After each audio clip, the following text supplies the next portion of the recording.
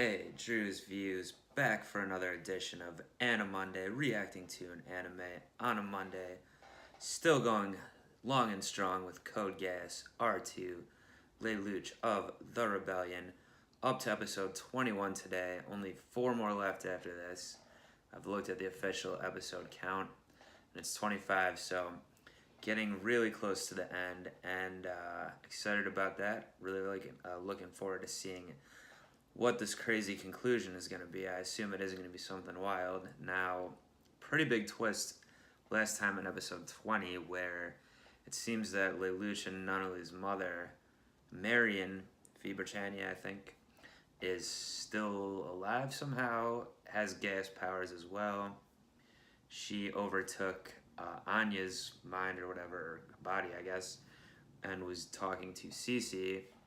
And it seemed like maybe Cece gave her that power to begin with, whereas Vivi gave the Emperor his Geass power, I believe. So the whole family, basically, except Nunnally, R.I.P. Maybe. I still not positive. I still want to see a body on that one. But anyway, the whole, basically, family here has got Geass powers.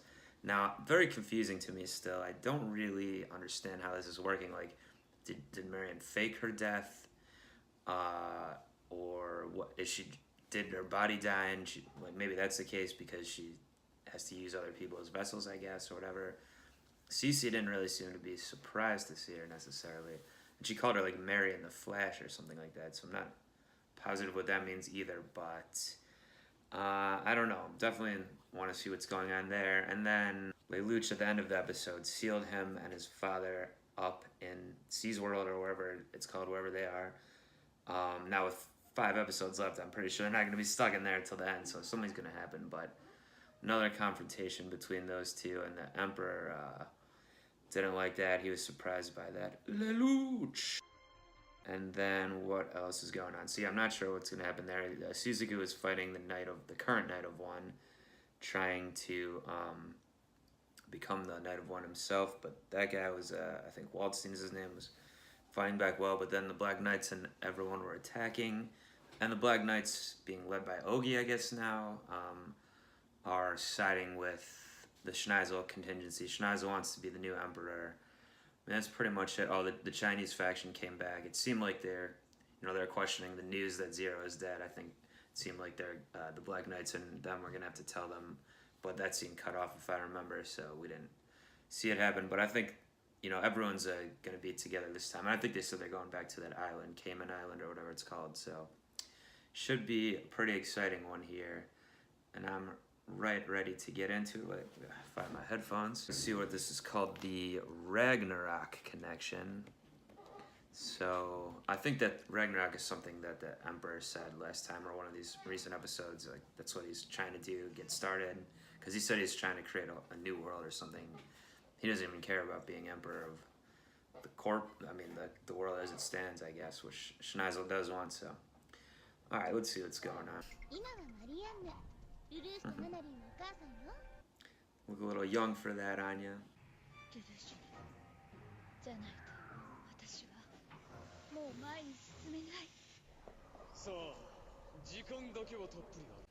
We're finally gonna get some answers here.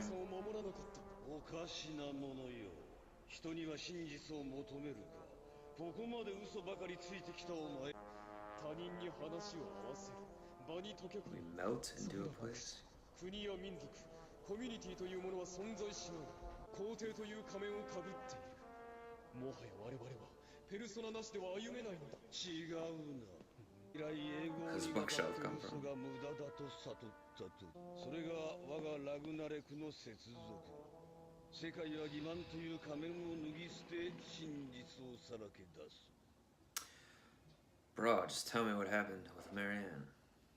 この意識人の心と記憶の集合体輪廻の海大いなる意志人とは集合無意識がつけた仮面心と記憶の海に開いた窓人の心はダメこんなに壊れていたら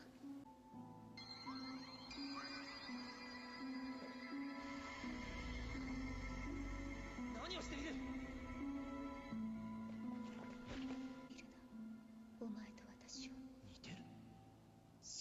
見ながら死ねないと。 I guess Cece had gotten her memories back last time with Marianne's intervention. I didn't really recall that, but 大きくなったわね、ルルーシュ。 okay, so at least in this world she has a form, a body. マリアンヌよ、これも幻想か。こんなことをして。本物なんだけどね。まあこのシステムでしか元の姿形は取れないけど。本物に答えよう。 Finally. さすが日常となった嘘による裏切りの日々。皆死んでいった。私の母もその犠牲となった。 Yikes. わしと兄さんは世界を憎み悲しみ世界を作ろうと。私も C2 もその誓いに同意したわ。ごめんね、シャルルがいないところで。アーカー社の剣の剣なら。いや、シャルルのことなんだ。君に出会ってからシャルルは変わってしまったよ。互いに理解し合っていくのが楽しくなってきたみたいだ。このままだと僕たちの契約はなかったことになってしまう。 So Vivi killed her, or her body at least. 偽装を始めて目撃者7人でもしておこうか。犯人はテロリストということにしなくっちゃね。アーニャ・アールストレイマン。1週間前から行儀見習いで来ていた少女。 Wait, that actually is Anya? Okay, I was assuming she'd just go into like anyone or whatever, 肉 but 体が死を迎えた時初めて発動した力を知った C2 は教団を V2 に預け私たちの前から姿を消した。兄さんは嘘をついた。 irony. ふざけるな。死んだ V2 に全て押し付けるつもりか。俺とナナリーを日本に人質として送ったくせに。必要があった。何の必要だ。親がこう遠ざ。 Is the Emperor a secret good guy this whole time? 殿下はどこまでご存知なのですか。怖いね。何の話だい。君と僕は似てなんかいないの。C2、僕を向こうの世界に送ってくれ。体さえ残っていれば私はまたそこに戻れる可能性がある。 Well, how is it? Isn't it disintegrating? 目が見えなかったのは心の病ではなく。偽りの目撃者とはいえ C2 がいないと 100% の保証はないと分かったわ。マリアンヌによる C2 の説得がうまくいかぬ以上。みんなありのままの自分でいいの。そうか。あなたが作ろうとしているこれは。そう、ユフィもナナリーも望んでいた優しい世界。お前の願いはその後で叶えてやる。 So it was a plan all along. What did that say? Aurora Borealis? 殿下の願いさえ叶えられれば、その後の世界はシュナイゼル殿下が治められるのがよろしいかと。ただし、政治の意味が変わることはご理解いただ。 Okay.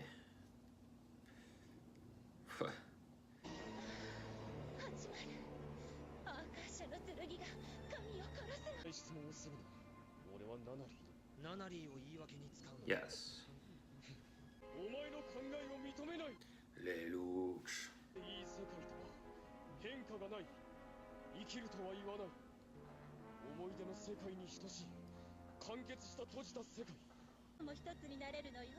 ユーフェミアだって。 Why'd you say Euphemia, not Nunnally? しかしお前たちは俺とナナリーを捨てたんだよ。でもそれは守ろうとして。日本とブリタニアの戦争を止めなかったのはなぜだ。だから捨てた。自己満足の言い訳だけ残して。それは違うわ。今言っただろ。死んだ人とも一つになれると。他人に優しくなれる世界なんだ。そうかもしれない。少なくともユフィは最後までルルーシュがゼロだとは言わなかった。シャーリーだ。What's he gonna do? 奇跡を起こす男だ。ギアスなどわしには通じぬ。他の者にしても。いいよ。もう一人いるじゃないか。そうだ。C の世界は人類の意志。そして人は平等ではない。ウイスキー。 So he's gonna gas the entire world? 歩みを止めないでくれ。ルルーシュあなたって。 Shut up, Mom. You're crazy. こんなことは誰もユフィも望んではいなかった。明日が欲しい。わしとマリアンヌ、兄さんの夢が朽ちているか。シャルル、もうやめよう。これが嘘ではない。わしゃ不老不死のはずなのに。 Looks like you thought it wrong. 壊れる死の世界。好きなだけだと。ジーナ、ルルーシア・ナナリーのことだって。お前たちは知っているのか、ナナリーの笑顔の意味を。笑顔？なぜわからないんだ。ナナリーの笑顔はせめてもの感謝の気持ちなんだ。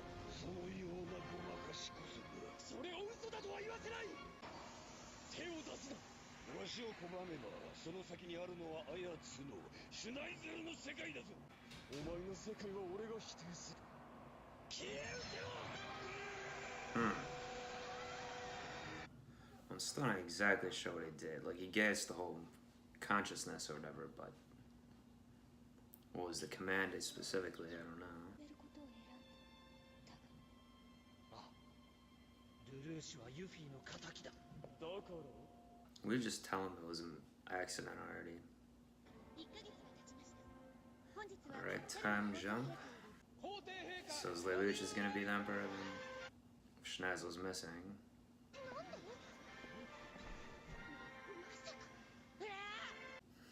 Rivals, he finally figuring it out. 第99代ブリタニア皇帝。どうです姉上。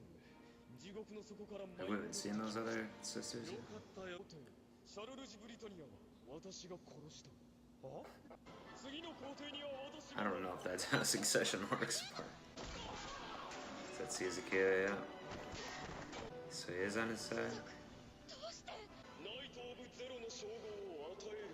話しましょう。我を認めよ。だからそんな冗談はもうやめないと。Your Majesty。 So is what he did in the Seas world. With the collective consciousness, he can control everyone now. ルーシュ、君が表に出てきてくれたのならもはや問題はない。しかし、なぜクルルギまで。もともと裏切りの連続で成り上がった男ですから。構わないさ。ルルーシュに全て差し上げるとしよう。 Alright, well, that was quite an illuminating episode there. I guess, I don't know where I want to get started here. I kind of want to deal with that ending, but I guess I should backtrack and talk about the past. Well, okay, so Charles and Vivi had their plan to make a world without lies. So I guess the plan is just like kind of what the Emperor and Marianne were trying to do there, then like create a new world, the Ragnarok connection or whatever, create a new world where I guess everyone's equal or whatever. There's no lying, there's no fighting, whatever, but it's just kind of like I guess kind of like a collective consciousness where everyone's just like as one or something weird like that. That's kind of like a science fiction-y type of plot line, common thing. Yeah, like a collective consciousness, whatever. Okay, so that's their plan initially. Then Marianne comes in, and I guess the Emperor had multiple wives, obviously, even at the same time, I guess, because he had so many different kids or whatever, but she was more special to him. They had more of a connection. Vivi, I guess, out of jealousy, is the best thing. I mean, I would assume that's why he then kills her, because, yeah, I think it was just jealousy mostly, because they even pointed out the irony that he wanted to create a world without lying, but then he lied to his brother about who killed her. So then Anya, the girl, is actually there, which I was surprised by, like I said during the reaction. Her Geass, the mom's Geass, allows her to go into Anya, so I guess she could always come and control her or whatever. That wasn't explicitly made clear, or was this last episode the first time she did it? I don't know. There's still some things I'm confused about. I'm a little confused about Cece's involvement here too, overall, or how much she knew this whole time. So anyway, they made Nunnery be blind and crippled or whatever, and they put them away. I'm also a little confused about that, why they did that, just to hide her more or whatever, I guess, or because she witnessed it or whatever. I don't know, but ultimately, even though they kind of had their own reason, it's not just, I guess it's not that Charles is just like a crazy despot or whatever, or well, I mean, he still kind of is, but not for like the common reasons. I guess just wanting to control the world. He wants to even go past that with this. So I don't know. Maybe I'm not making sense here with what I'm trying to say, but either way, they're both crazy, basically, actually, Marianne and Charles. So I'm not really surprised Lelouch wasn't along for their plan there. And, you know, he's making it personal as well about him and Nunnally, like, you sent us away when they had this all higher goal. And they said they really did love them or whatever, but ultimately they wanted to plan more, it would seem like. And so they set the whole thing up to begin with, the war, the Geass with Lelouch, I guess, everything. So, yeah, it's kind of like one of the things you go back and they're all there. It was the plan the whole time or whatever. So I don't always like when shows or movies or anything, whatever, media does that where like it was a setup the whole time or whatever. But I mean, I guess it makes sense here at least. I guess I like what happened there. I mean, I definitely like that Lelouch stepped in. It was interesting that he, I guess since he could control with his Geass, control everyone's consciousness because that was the connection. Not 100% sure why Cece didn't, like, they said, why are you not disappearing with us?